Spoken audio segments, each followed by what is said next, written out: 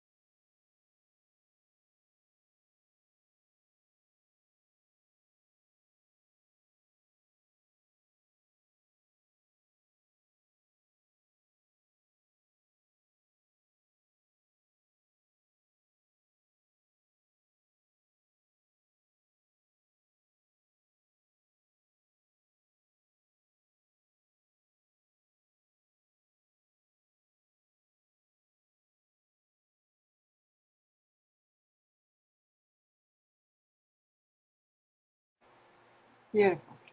Hey, perfect. Thank you. I don't know if you can use That's, some of it.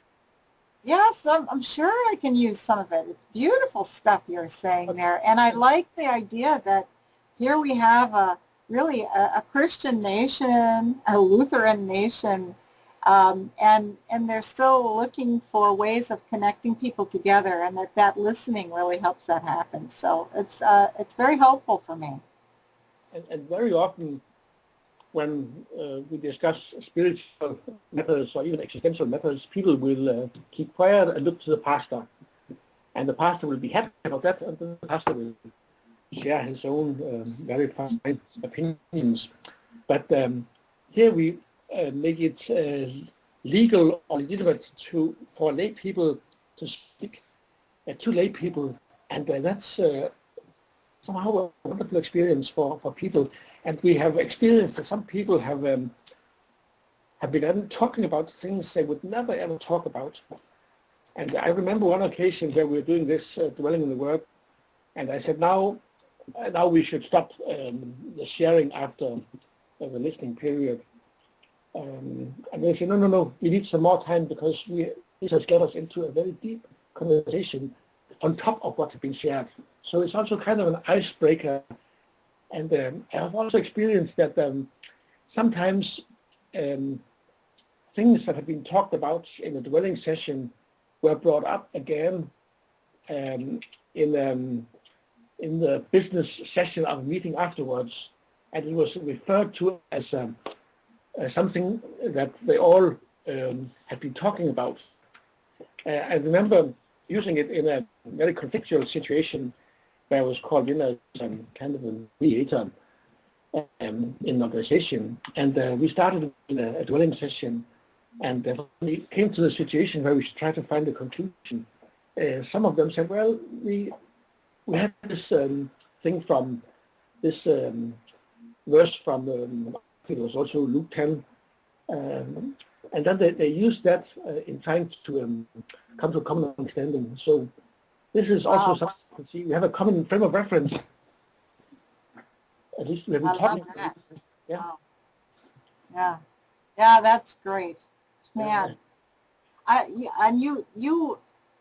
You experienced, or you expressed a couple of different metaphors, I think there. One you said, now we make it legal for them to talk, and you said that in a funny way, but I began to think about dwelling in the Word is like a free admission ticket. Yeah. It's like getting into a movie free, or getting onto the subway free, or it's almost like a free pass to participate, where people don't automatically think they can afford to do it, which is an interesting metaphor I had never thought of before. Plus this idea of it as as an icebreaker. Yeah. Yeah. It's beautiful. Yes, Denmark, because we have a lot of spiritual ice. Yeah, we have a lot of spiritual ice. Yeah, that's really good. Well, Mogens, it's just been great to get together with you last week and now this week to catch you on video. If I make something of these videos, I'll put them on our links to them on our blog site. So then I'll email you to let you know what. And if you think it's too terrible, you can tell me to take it down. Well, I'm not. Whenever I'm interviewed, either on TV or radio, I don't like to listen to what I've been doing. That's it. Yeah, I know. Sometimes it makes you crazy. Yeah. I don't know if I have canceled one of my email addresses for saving purposes. So I should make sure that you use my current active email address. Okay. Which is Mogensen, and then it is intercultural.dk. Intercultural.dk. Yes. I had another one which was PCDK. That has been cancelled. Okay, so it's Mogensen at intercultural.dk. Yes, and that's because my website is intercultural. All right then.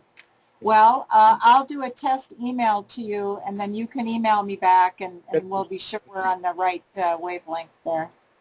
I am excited about going to attend both the dwelling session, the dwelling seminar, and the consortium seminar in June next year. I would very much like to do that. Good. Did you get the invitation email that I sent out? No, I got it indirectly. I got it through Hans Round, I think. Okay, so I should double check that. I think technically what we've done in the past is we've had the host country guy, make the invitation from there. Like Frederick would invite the other South Africans and so on. Yeah. But we're organizing this, having a meeting about this on Thursday this week. So. Whatever else we do, I'll make sure you know about. Yeah, and hence in his mail also wrote that he didn't know whether he would come or whether Annette or me, or so he includes all of us, see who can go. Good. That's the best way. That's the best way. So he's not monopolizing it anyway. He wants to include all of us. Right? Yeah. Of course, we'd love it if Hans Ron would come, but you know, We'll everybody's schedule is different. So, yeah. try to convince them to go. So that would be great. Yeah, that would be just great. We'd love to have you around. Have you been to CI before? No, No, you haven't no, been to our office before. no. Oh, only mentally I've been there. Only mentally. But Well, it's much smaller in real life. yeah, but I have been Very to. small. I may have been there because I have been to St. Paul, to the Luther Seminary. Ah, I, so, but I didn't know at that time. That was way back in 2000 or before that. well, we Uh, were in a different building then even, so yeah. But one of CI has moved a little bit. uh, one of Yeah. our missionary colleagues, she was studying at Luther Seminary. She was studying Islamics. I think it was in maybe even in '98 or so. Oh, yeah, Yeah. yeah, yeah. Well, if you were there then, you walked right past us because we were renting a house on the campus Yeah. at that time, right across from Norway House that Norway rents. If I had But known, I would have come to say hello to you. I know you would. I know you would. Well, this time you will, that's for Yeah, sure. yeah, No, I and will. you were not in that group that came with Harald and all of the Norwegians that time. I think the only Dane was Sabina. Yeah, I heard about it, but no. Yeah. Um, All right. Well, it's time then that we get you here. yeah, yeah. Good. Good. Okay. Thank you for this morning or this evening. I really appreciate it. I'm sorry I got the time wrong. No, But anyway, I it was was fine. today, but we managed. I was happy that you're not busy with other assignments here 20 minutes Yeah. later. No, I wrote it down right. I just was not thinking when I called you. I was an hour off in my own, yeah, mentally, it comes down to that, doesn't it? I was sitting in a church council meeting, and I would have loved to go outside and talk to you instead, but No, no, no, no. No, no, must attend to business.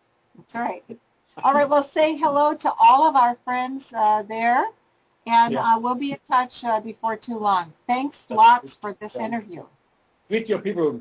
Bye. I will do it. I will do it. I'm sure he'll send his greetings back to you as well. Okay, see you. See you. Bye.